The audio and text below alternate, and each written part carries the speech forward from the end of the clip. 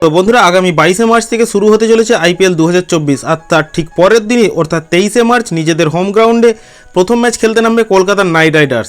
তার ঠিক আগে কলকাতা নাইট রাইডার্সের মেন্টর গৌতম গম্ভীর বিভিন্ন আপডেট নিয়ে আসলো কলকাতা নাইট রাইডার্সের জন্য। এখানে তিনি ঠিক করে ফেলেছেন কলকাতা নাইট রাইডার্সের মোস্ট ভ্যালুয়েবল প্লেয়ার কারা হবেন এবং কোন কোন প্লেয়ারকে তিনি কোন পজিশনে খেলাবেন এবং তাদের ভূমিকা কী কী থাকবে, সমস্ত কিছুটাই কলকাতার টিম ম্যানেজমেন্ট সহ গৌতম গম্ভীর ঠিক করে ফেলেছেন।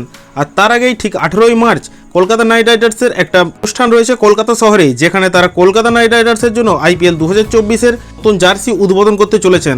যেখানে কলকাতা নাইট রাইডার্সের জন্য এবার টাইটেল স্পন্সর হচ্ছে ড্রিম11, যেটা আপনারা প্রত্যেকেই জানেন। তো চলুন দেখে নেওয়া যাক কলকাতা নাইট রাইডার্সের মোস্ট ভ্যালুয়েবল প্লেয়ার এবার আইপিএলের জন্য কারা হতে চলেছেন এবং গৌতম গম্ভীর তাদেরকে কী হিসেবে ব্যবহার করবে এই আইপিএলে, তার সমস্ত ডিটেলস। তার আগে একটাই কথা বলবো, কলকাতা নাইট রাইডার্সের একজন ট্রুলি ফ্যান হয়ে থাকলে চ্যানেলটিকে সাবস্ক্রাইব করে রাখবেন পরবর্তীতে নাইট রাইডার সম্পর্কিত বিভিন্ন রকমের আপডেট সবার আগে পাওয়ার জন্য। বন্ধুরা, প্রথমেই আসছি মোস্ট ভ্যালুয়েবল প্লেয়ার মিচেল স্টার্কের কথায়। কলকাতা নাইট রাইডার্স যাকে 24.75 কোটি টাকায় এবার আইপিএলে দলে নিয়েছে, তাকে প্রথমত গৌতম গম্ভীর প্রথমে পাওয়ার প্লেয়ার ওভারে বল করানোর জন্যই ব্যবহার করবেন। কারণ দেখুন, কলকাতা নাইট রাইডার্সের একটাই অভিজ্ঞ ফাস্ট বলার রয়েছে, যেটা হলো মিচেল স্টার্ক। এবং মিচেল স্টার্ক নতুন বলে ভালো সুইং করাতে পারেন, যেখানে ইনসুইং আউট সুইং বিপক্ষ দলের ব্যাটসম্যানদের জন্য একটা দুর্দান্ত অস্ত্র হতে চলেছে, এমনটাই আশা রাখছেন কলকাতা নাইট রাইডার্সের টিম ম্যানেজমেন্ট। তাই তাকে দিয়ে এবারের আইপিএলের পাওয়ার প্লেতে প্রথমের দিকে 3 ওভার এবং শেষের দিকে 1 ওভারের বল করানোর পরিকল্পনা রাখছেন গৌতম গম্ভীর সহ কলকাতার টিম ম্যানেজমেন্ট।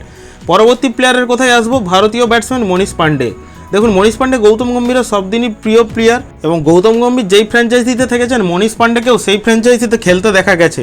তাই এবারেও মনীষ পান্ডেকে কলকাতা দলের হয়ে খেলতে দেখা যাবে, কিন্তু প্রশ্ন থাকছে কোন পজিশনে মনীষ পান্ডেকে খেলানো হবে।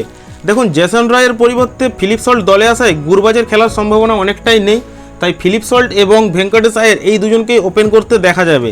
তাই তেরা যদি ওপেন করে, কলকাতার মিডিল অর্ডারে এবং লোয়ার মিডিল অর্ডারে একটা প্লেয়ারের শট পড়ছে, যেখানে মনীষ পান্ডে খুব একটা ভালো চয়েস হবে, যেখানে তিনি টিমের জন্য একটা ভালো পার্টনারশিপ বিল্ড আপ করতে পারবেন।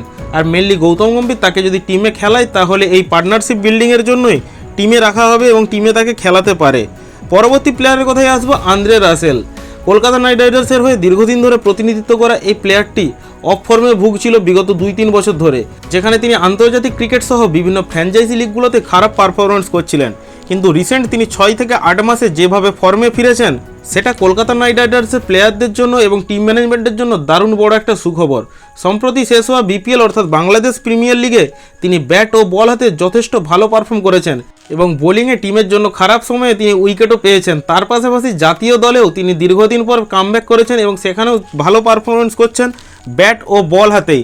তাই কলকাতার নাইট রাইডার্সের মেন্টর গৌতম গম্ভীর আসন্ন আইপিএল 2024-এ তার কাছ থেকে একটা অলরাউন্ডার পারফরমেন্স দেখতে পাবে, যেটা আন্দ্রে রাসেল বিগত দিনে কলকাতা নাইট রাইডার্সের হয়ে করে এসছে এবং যাকে আসন্ন আইপিএলের জন্য ফিনিশারের ভূমিকায় দেখা যাবে। আর অপরদিকে তো রিঙ্কু সিং থাকছেন, তিনি গত বছর আইপিএল থেকে এবং তার আগের বছর আইপিএল থেকে যথেষ্ট ফর্মে রয়েছেন এবং একজন ভারতীয় ব্যাটসম্যান হিসেবে তার এই ফর্ম দেখে সত্যি আপ্লুত কলকাতার টিম ম্যানেজমেন্ট। তো বুঝতেই পারছেন, কলকাতার টিম ম্যানেজমেন্ট সহ কলকাতার মেন্টর গৌতম গম্ভীর সমস্ত পজিশনে সমস্ত প্লেয়ারদের রোল কি সেটা ঠিক করেই ফেলে।